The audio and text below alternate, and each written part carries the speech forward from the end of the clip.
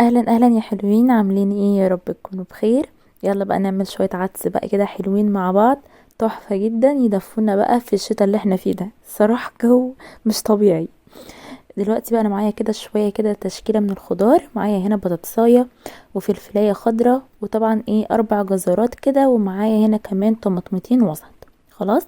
انا هنا بقى كنت مقطعه هنا بصلتين 2 كده وسط، ومعليهم هنا ايه 5 أو 6 فصوص توم. خلاص. هنا بقى حلوين، كنت انا غاسله كوبايه ونص من العدس الاصفر كويس جدا كده. خلاص، وصفتهم وانزل بقى عليهم ايه، على الخضار الجميل ده، واسيبه بقى ايه يستوي كله في بعض. تشكيله من الخضار دي يا جماعه تحفه جدا. المكونات دي كلها تدي العدس نكهه جميله قوي. اللي حابه بقى تضيف اي نوع خضار تاني براحتها، حابه تقلل اي نوع خضار تاني برضو براحتها، انا بحبه كده. خلاص. يعني مثلا في ناس مثلا ممكن تحط كوسه على الخضار ده، مفيش مشكله، اللي انت تحبيه اعمليه. خلاص. هنا بقى ايه، نعمل بقى شويه بقى عيش مقرمشين. طبعا العدس ما يحلاش الا بالعيش المقرمش. هتشوفوه قد ايه هو جميل. انا معايا هنا طبق من الزيت، ومعايا بقى الفرشه دي، وبمسك بقى هنا ايه العيش ده احطه على القطاعه، وامسك بقى بالفرشه كده ادهنه يعني كل رغيف وشه وظهره. خلاص. يعني كل رغيف كده ادهن ايه وشه وظهره. انا يا جماعه ما بحبش اقليه في الزيت كده في الطاسه، لان بيشرب زيوت كتير جدا. فالطريقه دي افضل حل ليه الصراحه. واحيانا كمان بحطه في الفرن كمان من غير زيوت خالص، بس الطريقه دي للي حابب يعمله بزيت يعني. فالطريقه دي خفيفه جدا جدا جدا. خلاص. احيانا بحط عادي صينيه في قلب الفرن كده تحت الشوايه، وبحط فيها العيش على طول، وايه واهدي كده تحت الشوايه يعني عليه لحد ما يقرمش لوحده. الطريقه دي لو حابه تعمليها اعمليها، انا حبيت اعمل معاكم المره دي ده، ان شاء الله المرات الجايه هعمل لكم التاني. خلاص. هقعد بقى انا ايه بقى اقصقصه بقى بالمقص. انا بحب القطع بتاعته تكون وسط كده، هتشوفوها معايا دلوقتي. طبعا تقطعيه بقى بالشكل اللي انتي عاوزاه. شايفين انا بقى معايا المقص. همسك هنا كده التلات رغيفه كده حطاهم على بعض عشان ايه انجز بسرعه.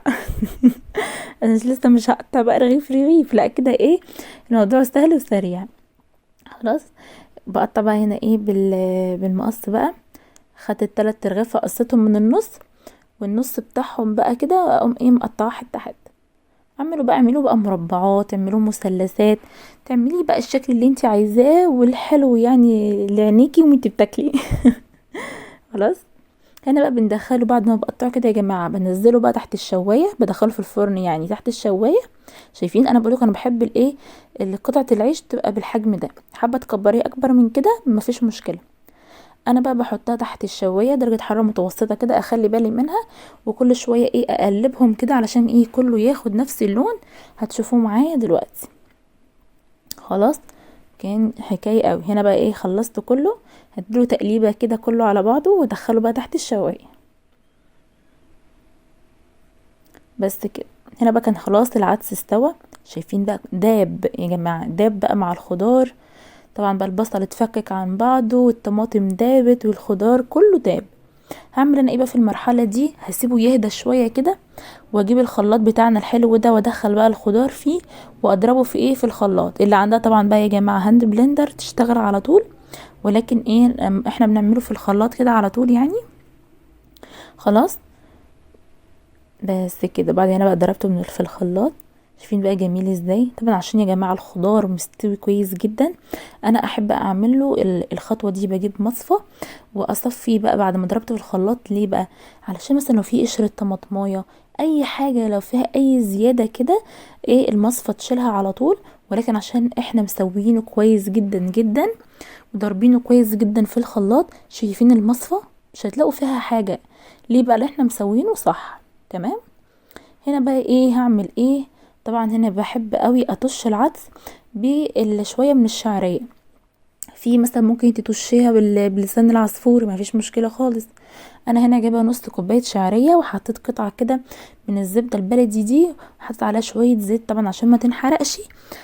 وهقعد بقى هنا ايه اشوح شويه كده في الشعريه لحد ما تاخد اللون الذهبي. خلاص. انا كده بقى هنا ايه هحط هنا بقى شويه التوابل للعدس. انا بحب احط يا جماعه كزبره ناشفه، وبحب احط شويه من الكمون، وشويه من الفلفل الاسمر. خلاص انا كان هنا اكتشفت ان الفلفل الاسمر خلص المطحون، هروح اطحن له شويه واجي.